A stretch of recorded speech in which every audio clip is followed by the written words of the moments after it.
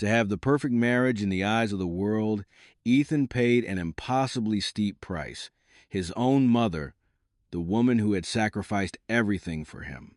This price wasn't paid in a single explosive fight, but began in the quietest of moments like the dinner on his first wedding anniversary. Ethan, I was thinking, what if we do a family photo shoot this weekend? Isabella's voice chimed as clear as a silver bell in the warm, candlelit ambiance. Ethan looked up from his steak, a broad smile spreading across his successful face. He loved the way Isabella could turn an ordinary moment into something special. "That's a great idea, honey," he replied. "For our first anniversary, I'll call the best photographer." Sitting beside her son, Mrs. Helen's face lit up. "Oh, family pictures? I'd love that," she said, her voice filled with excitement. "It's been so long since we had a proper photo taken together." Isabella smiled, a perfect smile that somehow created an invisible distance. She set down her silverware, looking directly at Ethan with an intimacy reserved only for him. "I've already thought of a concept," she continued, her tone even. "Modern, minimalist, and very chic. Just the two of us, in black and white. It will symbolize our careers and our love. A new beginning." Those words, "a new beginning," hung in the air, and the smile on Helen's lips froze. She looked at her son, waiting for a protest, a correction, or at least a glance in her direction. But Ethan, still captivated by his wife's vision, merely nodded in admiration. "That sounds amazing. Very artistic." Only then did Isabella turn to her mother-in-law, her voice sickeningly sweet. "Don't worry, Mother. I'll arrange a separate session for you and Ethan, too. Something classic and cozy, the style you like. You two will have beautiful photos to hang in your room." The words, though sugar-coated with thoughtfulness, were an invisible knife, gently cutting Helen from the family picture Isabella had just painted. She was no longer part of the present and future, but relegated to her own separate corner, a cozy space in the past. Ethan remained oblivious. "You're so thoughtful," he praised his wife. "It's settled then." Helen fell silent. She looked down at her plate, the food having grown cold long ago. "Whatever you two want," she whispered, her voice so soft it was nearly lost in the crackle of the candles. "As long as you're happy." In the flickering candlelight, Isabella took a slow sip of wine, her eyes gleaming with a private, triumphant victory. The dinner, meant to be a symbol of unity, had just become the opening scene of a meticulously crafted play of division. Ethan Williams was a name that commanded respect. He wasn't born with a silver spoon in his mouth. His success was built on sweat, determination, and sleepless nights in a small office in a poor neighborhood. Now, that office was a gleaming penthouse overlooking the city. He was a self-made black entrepreneur who had shattered stereotypes to reach the pinnacle of success. Every perfectly tailored suit he wore, every nod from a business partner, was a victory. And at his side, at every party, every event, was Isabella the perfect jewel. She never had to fight for her place. She was born at the finish line. Her family names were staples of the society pages, people who owned summer estates and hosted lavish charity galas. Isabella possessed an effortless elegance, a sophisticated grace that couldn't be taught. She was the embodiment of a world Ethan had always yearned to belong to. Their marriage was a modern-day fairy tale, splashed across magazine covers. For Ethan, marrying Isabella was the final validation of his success. It proved he had not only conquered the business world, but had also been accepted by the white upper crust. He loved her, but he also loved what having her by his side represented. After the wedding, Helen sold her small house and moved in with Ethan and Isabella. She didn't bring many belongings, but every box was filled with memories and hope. She longed to see her son happy, to care for his new family, and to find a peaceful joy under one roof. At first glance, they were the perfect family. The magnificent mansion, the elegant weekend meals, the smiles that were always ready for guests. But when the doors closed, the air grew thick with an unspoken tension. The rifts began with the smallest things. One day, Helen brought out an old family heirloom, a colorful, hand-stitched quilt with a geometric pattern. She lovingly draped it over the cream-colored sofa in the living room, thinking it would add a touch of warmth and color to the somewhat cold modern space. When Isabella came home, she stopped for a second. In front of Helen, she smiled sweetly. "Oh, what a beautiful quilt, Mother. It looks so cozy." But that evening, as soon as Ethan was home, Isabella skillfully engineered its removal. "Honey, look. Your mom put this quilt on the sofa," she said, gesturing toward it. "It's a bit old-fashioned for the style of our home, isn't it? I don't want to hurt her feelings, so how about we move it to her room? It would be a better fit for her to use privately." Ethan, tired from a long day, glanced over and nodded. "Sure, whatever you think is best." He didn't realize that to Isabella, it wasn't just a quilt. It was a symbol of a tacky past she wanted to erase from her sophisticated present. Gradually, Isabella began to plant skillfully sugar-coated complaints in Ethan's ear. She never said, "Your mother is bothering me." Instead, it was, "I know she means well, but she keeps cooking her old recipes in the kitchen. I'm trying to build a healthier diet for us."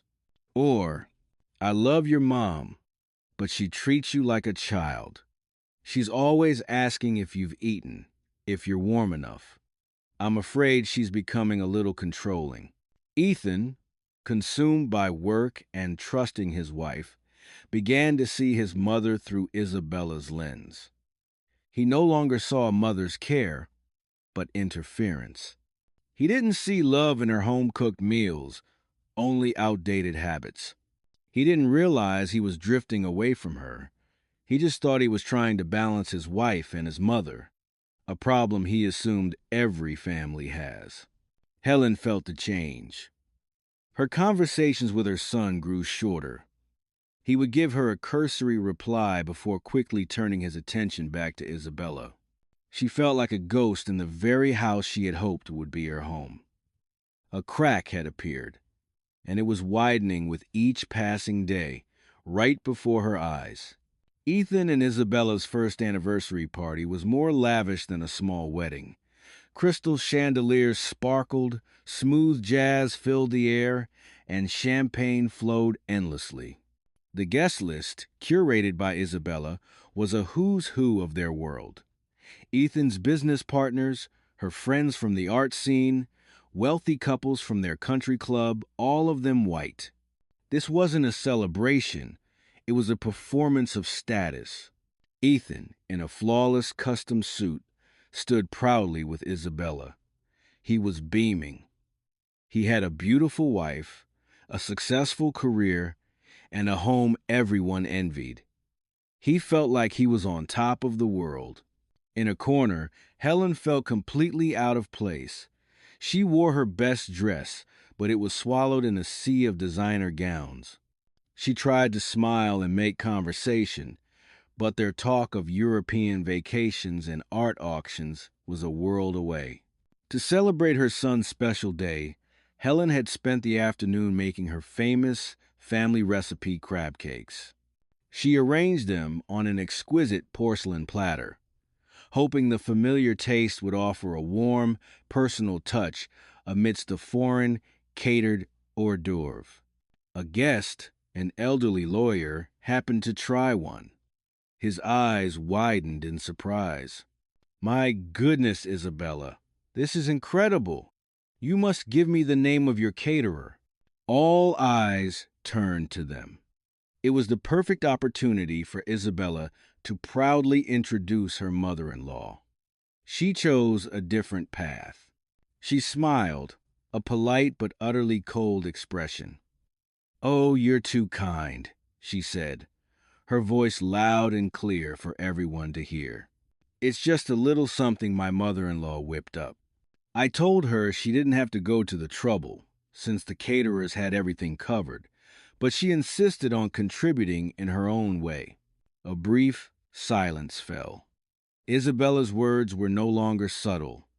She had publicly drawn a line between her way and her mother's way. She continued, her tone patronizing as if explaining the obvious. "They're a bit greasy for our standards, but I suppose it's a novel taste for everyone." The remark was a slap in Helen's face. It didn't just insult the food, it insulted her lifestyle, her heritage, branding it as inferior and not up to standard. Helen's face burned with shame and hurt. She stammered, I just wanted to do something nice for you both." Ethan, more concerned with saving face in front of his important guest, was merely embarrassed by the situation. He wasn't angry at his wife for her cruelty. He was angry at his mother for creating a folksy moment his wife had to clean up. He pulled his mother into an alcove, his voice sharp with reproach. "Mom, why would you do that? Today is our anniversary. Isabella had everything planned perfectly. You're making things awkward for her." "But I only wanted to." "This is our party, Mom," Ethan cut in, his voice cold. The words pierced Helen's heart. Our party. She was not part of that hour. She said nothing more. She quietly took off her apron, walked through the living room filled with laughter, and stepped out into the cold back garden. Tears streamed down her face. From inside, Ethan glanced out for a second before turning back to raise a glass with his guests, telling himself his mother was just being a little dramatic. He didn't know that the moment he chose his image over his mother was the moment he had pushed her the furthest away. After the fateful party, Helen's sadness became a thick fog, enveloping her even inside her son's home.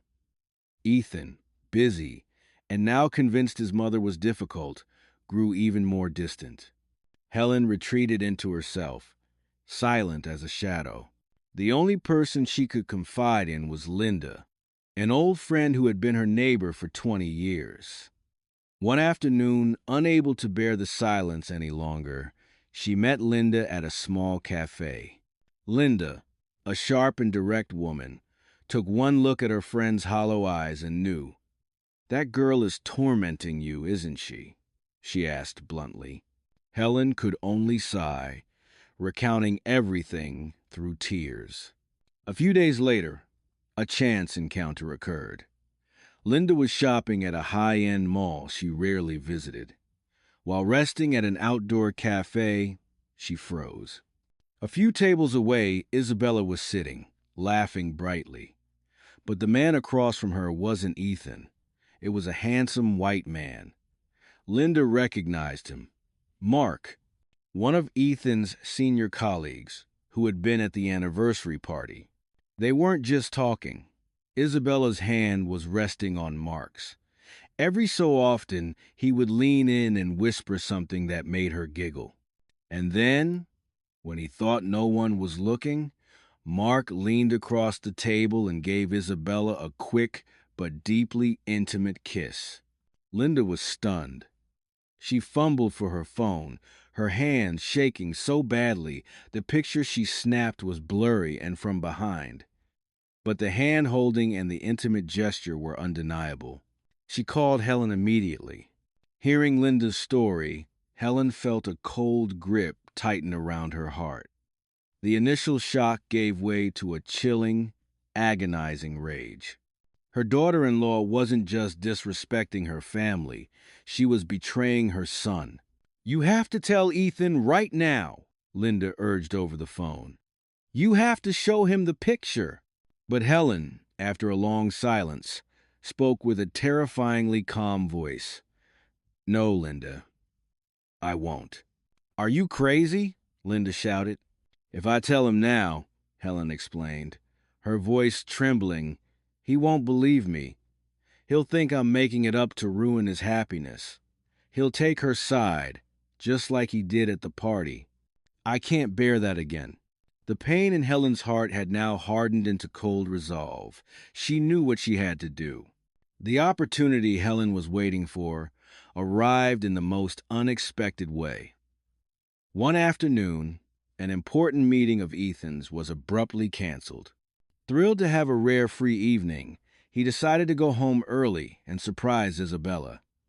He even stopped by a flower shop to buy a bouquet of white peonies, her favorite. He opened the door quietly. The house was unusually silent. He assumed his mother was resting in her room. He could hear Isabella's soft voice from upstairs in their bedroom. Smiling, he tiptoed up the stairs, planning to wrap her in a hug from behind. But as he neared the bedroom door, he froze. Isabella's tone wasn't that of a casual chat. It was intimate, cooing in a way he had never heard before. "I miss you too, Mark. Last night was amazing," she whispered into the phone. The name Mark hit Ethan like a lightning strike. Mark, his most trusted colleague, the man he considered a friend. The bouquet trembled in his hand. He pressed himself against the wall, his heart pounding in his chest. He kept listening. No, he doesn't suspect a thing. "He trusts me completely," Isabella chuckled. "He's still busy chasing his American dream. Just be patient. Once Ethan signs that merger deal, the vice president position is yours. He trusts you. That's been our whole plan, hasn't it? Our whole plan." The words were like shards of broken glass in his mind. This wasn't just an affair.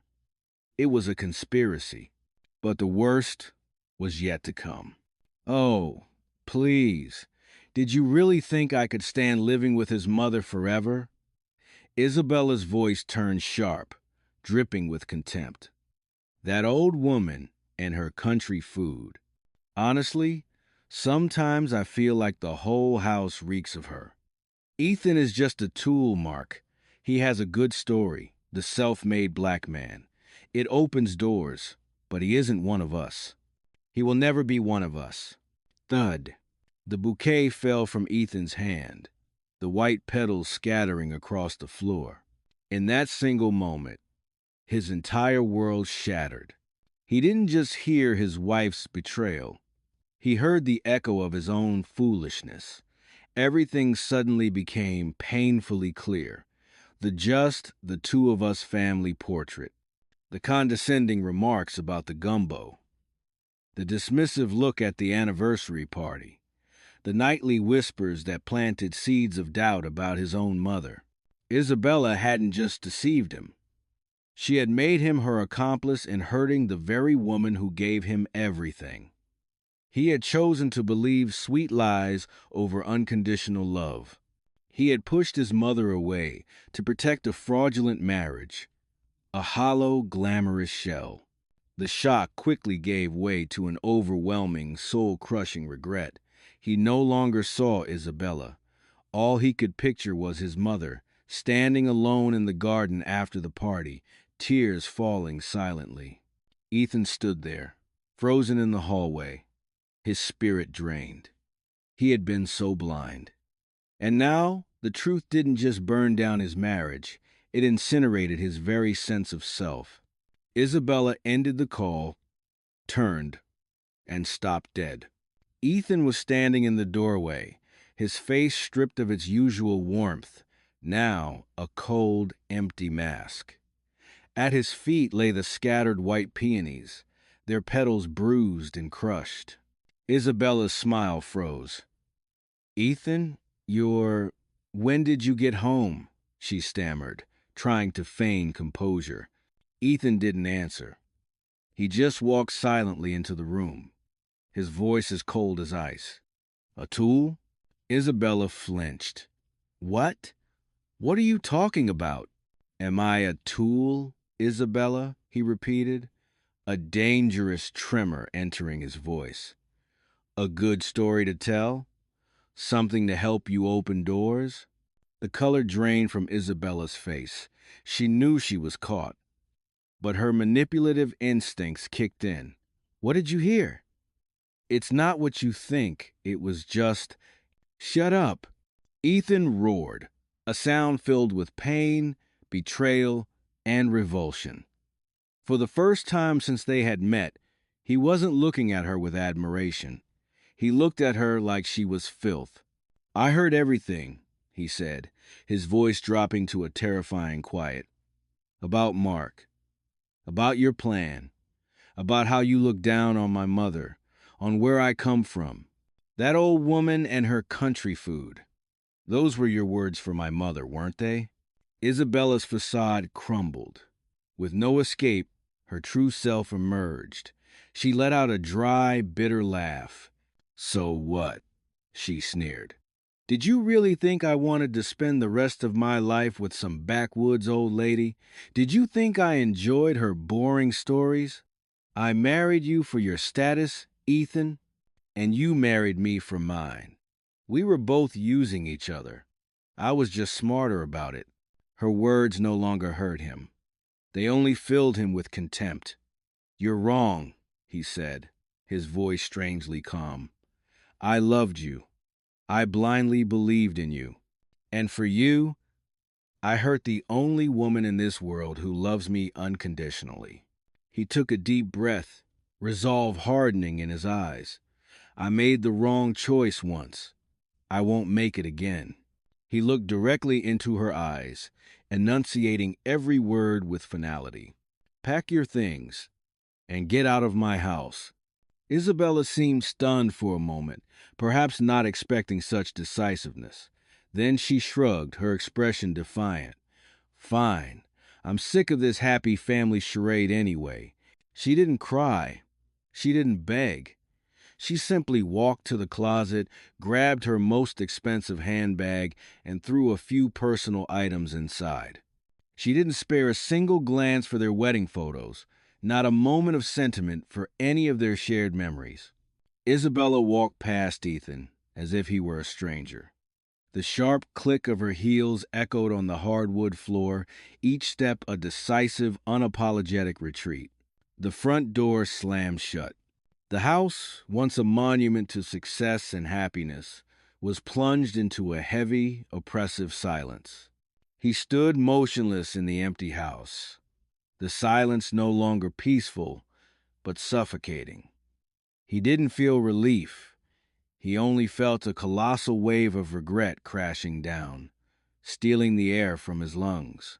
Slowly, he turned and walked toward his mother's room, each step heavy as stone. The door to Helen's room was ajar. He could see her sitting on the bed, her frail shoulders shaking.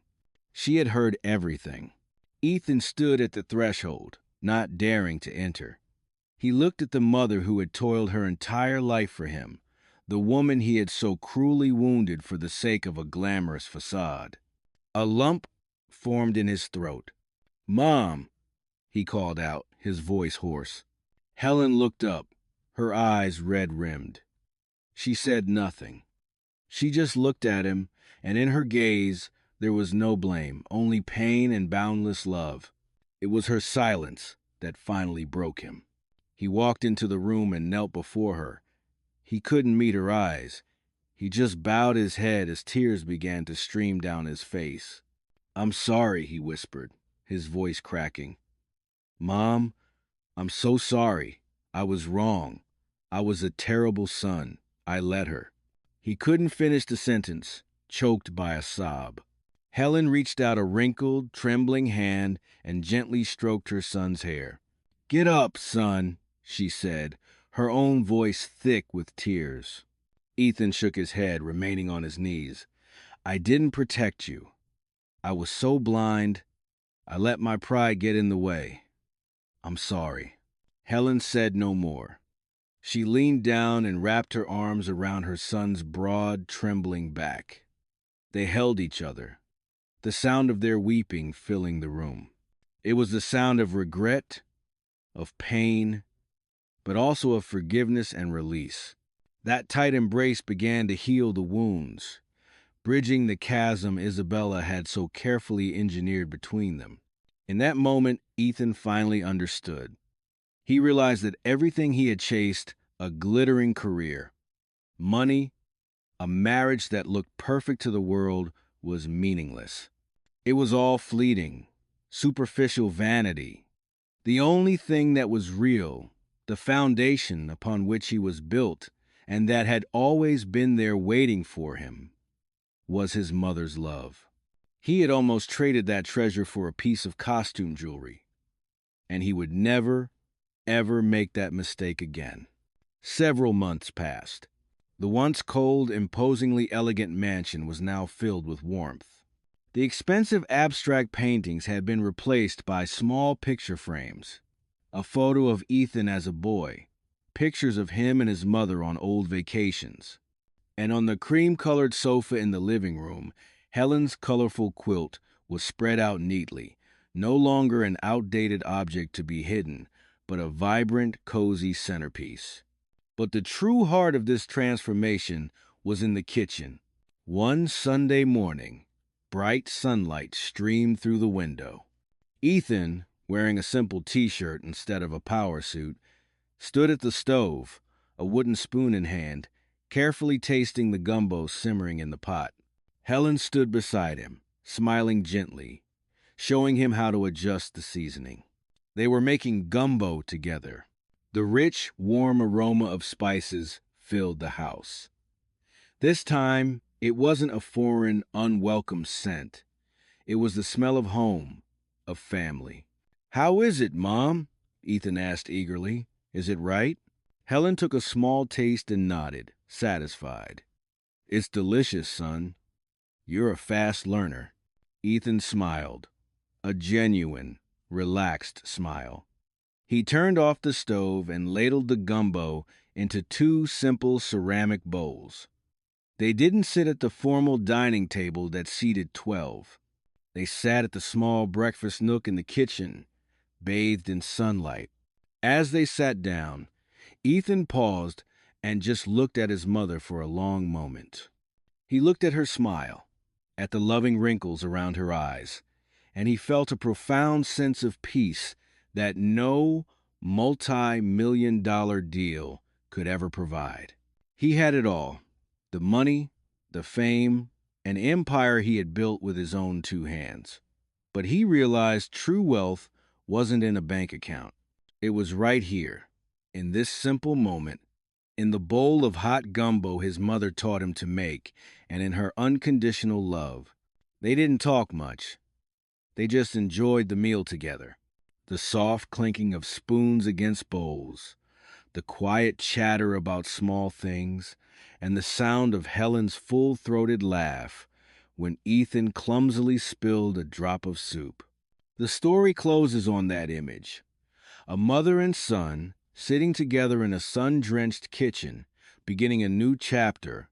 A chapter free of glamour and deceit, filled only with a simple, peaceful, and the most authentic and precious sound in the world: the laughter of people who truly love each other.